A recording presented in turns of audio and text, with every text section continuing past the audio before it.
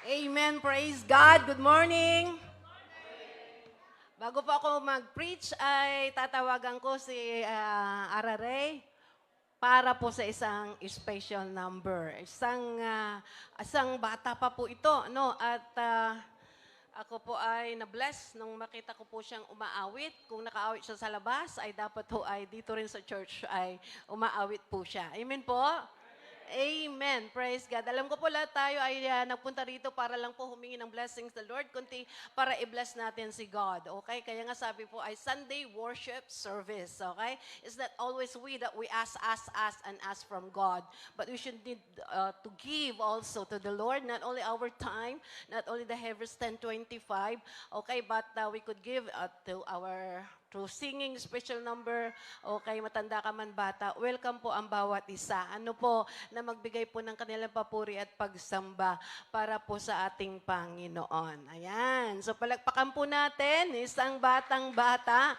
Okay, apo po ito ni Elder Mila. Purihin po ang Diyos, hallelujah.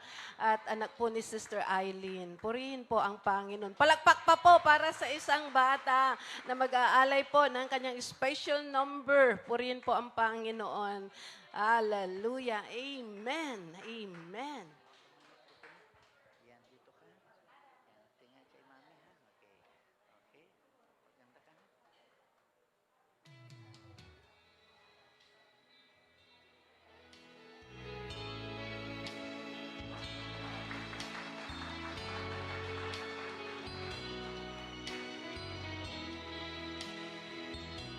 Tusong talisay ang aking nais. Nalikahit po, Diyos, pala sa akin. Pusong talisay ang aking nais. Nalikahit po, Diyos, pala sa akin. Isang pusong tapat na sa'yo nang mamahal. Isang pusong sa'yo'y wala kalilangan. Isang pusong itinilipok na ika'y palaalan. At ako'y pabubulong sa'yo'y lamang, Jesus.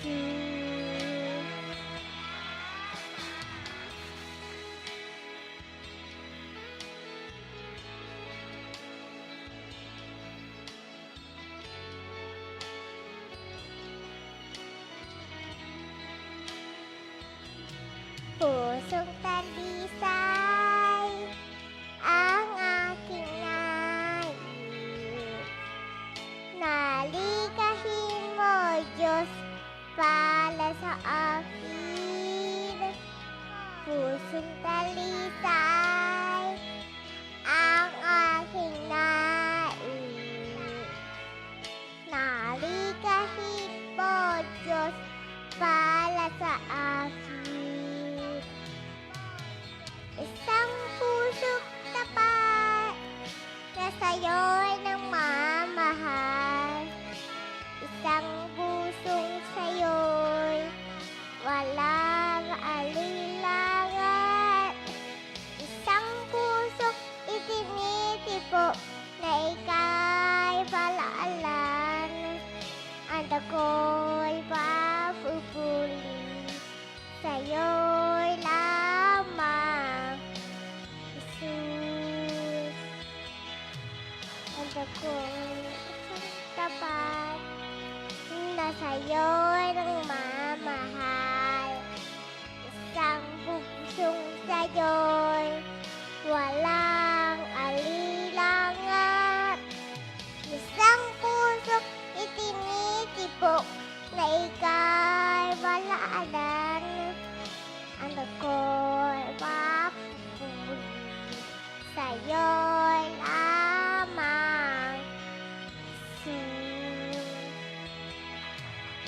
Ang ako'y papupuli sa'yo'y lamang,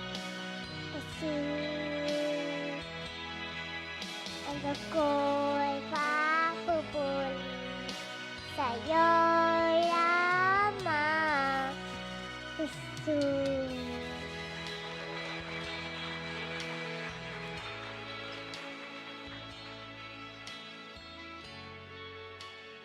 Sa pangpalakpak po sa Panginoon. Praise the Lord.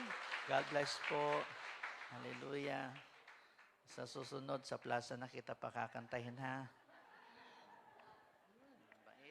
Okay, thank you po. At sabi nga po ay, unless na tayo maging katulad ng mga bata, ay hindi daw tayo makakarating sa langit.